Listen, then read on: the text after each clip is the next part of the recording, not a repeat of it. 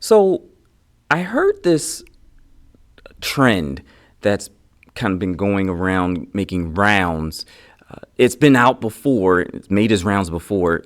Basically, what it says is that you shouldn't work out with 100% max effort all the time. And back then, when that saying or whenever that phrase first came out, most of the people that were saying that, they were talking about this idea of the max effort method, basically, which is a way of lifting, which you're lifting heavy, super heavy weight, and you have to strain against that weight. So it's like you're lifting 90% of your 1 rep max, and that's the way you're working out for like all of the exercises, or at the very least all of the compound exercises. So when they initially started making those rounds and saying that you shouldn't work out that way all the time, I got it, and that makes sense. But then this time that is going around sounds a little different to me, because it's just like they're saying, well, if you don't work out, and or more so, what does it look like if you don't work out with max effort all the time? Well, it looks like you're not driving yourself into the ground, and it looks like you're not getting injured as often. And it was interesting. So there's a distinction that needs to be made here, because I don't think they're saying what most people think they're saying. Here's where us fitness professionals have a little bit of difficulty from time to time. The sound bites that get put out there often aren't the actual right way of doing things. They're just put out there to grab people's attention, because typically that's what the masses want to hear, right? That's how a lot of different things got put out there, and that's how a lot of misinformation started to circulate. So much so that you have people who aren't even professionals within the fitness industry, and they can easily just spout these, non-facts, and get to a point where everybody's listening to them. I'm not calling anybody out directly, maybe, kinda, but there were things like, for instance, take the guy who was eating liver and saying that was the way to, just raw liver, and saying, hey, that's how you should live. You had all of these young guys going out here acting like the liver king, and come to find out, dude was juicing. And none of his stuff that he was laying out there was really worth anything. So you have plenty of people like that. And I tend to be a little harsh when it comes to those individuals, just because I find them to be charlatans. Intentionally, knowingly putting false information out there to get attention. So that the industry has kind of shifted that way.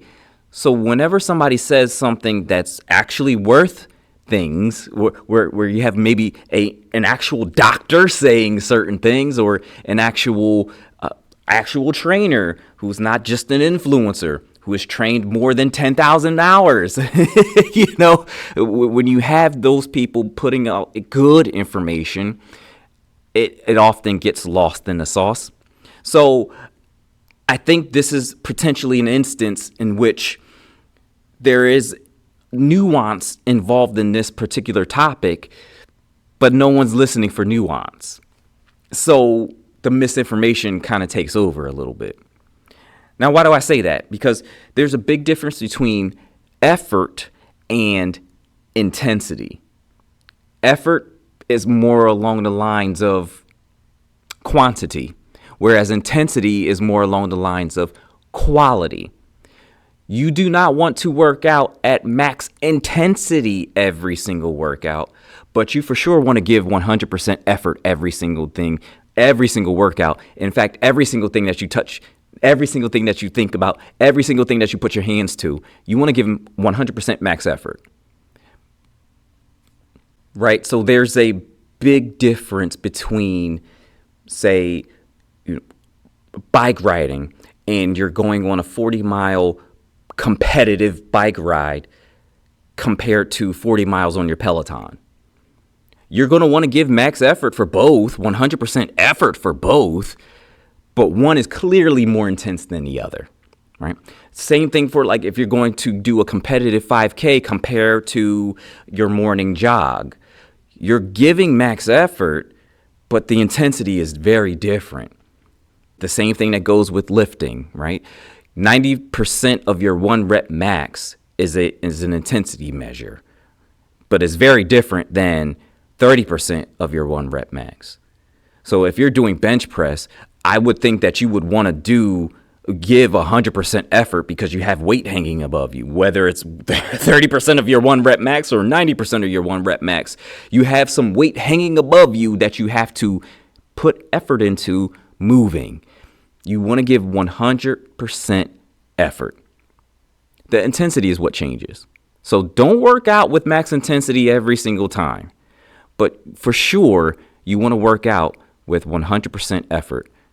And that translates into everything else you do. Let's just say we give half effort into a workout that's supposed to be easy anyway. You think you're really going to make any adaptations? You think you're really going to make any changes from that point? And I'm oversimplifying it. See, I'm kind of falling for what I said everybody else was doing.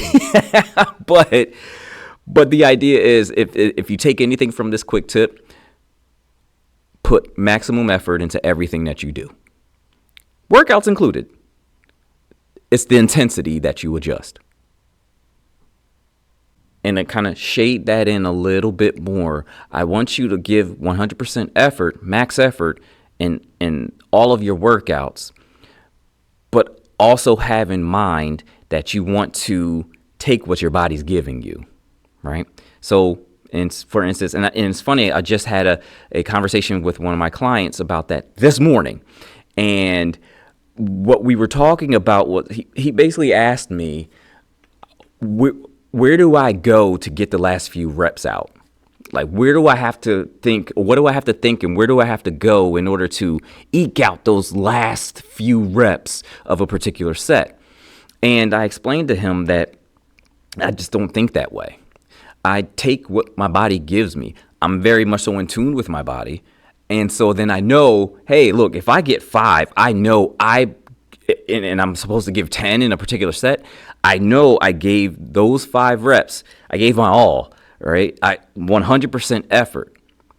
Now, if I were trying to do 100% intensity, I would somehow push to get those last 5, but that's where you get into injury territory. I know for those 5 out of 10, I gave the most amount of effort that I could give to a point where my body was not going to go anymore. So it's different. I don't think that way where it's just like, I just want to do enough so that I can force adaptation, force change in my body and get stronger, lean tissue, whatever that thing is, right? And I asked him at the end of it, it was like, hey, think about it this way. Are you going for a simple number or are you going to achieve something? So if you're aiming for a simple number, I have to get 3 sets of 15 knocked out. Okay, well, do your 3 sets of 15. But if you're actually trying to achieve a particular goal here, like you're aiming at a particular goal here, well, you might get to the point where you're okay at 2 sets of 15. It might be sooner than that. But if you're constantly reaching for a particular number, you run a greater risk of injuring yourself, right? So, and again, that's the intensity metric. But if you give max effort, you don't even have to think of that. And you don't even have to go in that realm. You get me? In fact, I wouldn't even worry about the intensity or intensity metrics or intensity increasing or decreasing or intensity increasing tactics until you have a good enough feel for how your body moves and operates anyway. So like if you don't know and you don't have a really good feel for your body, you shouldn't really be worrying about intensity. You should just be trying. Just try. Right? But then once you get to a point where you have a really good feel for your body, how it moves, when enough is enough, when you have a good enough gauge there, then you can start to worry about increasing intensity, right? Or decreasing intensity. You're playing around with it, right? But until then, my suggestion is just to, especially if you're lifting and you're doing resistance training, just get a feel for your body first. And that takes years to figure out, right? That kind of lends itself to a greater issue in which not as many people are patient anymore. But this is, if you're playing the long game, that's how I would do it. That's how I did it. I was playing the long game here. I knew I didn't just want, I'm just, trying to change my body for the summer. No, I'm trying to change my body for the rest of my life. I'm trying to change and be different like 5 years down the line as opposed to 2 months down the line, right? So I also knew that there was a mindset shift that had to happen there. So I had to be patient with this process. So, kind of like a quasi tip here is be patient. Be patient, get a feel for your body first before you start to try and take on the advice of some other person who has never trained you before. Which is kind of me too again, but still, right? Like at the very least, I'm hopefully giving you the building blocks to understanding how your body moves a little bit more, and then allowing you to change those certain things as time goes on. So none of this stuff is a quick fix. We don't do quick fixes here. Even though this is a quick tip, that's turning out not to be so quick. There are no quick fixes.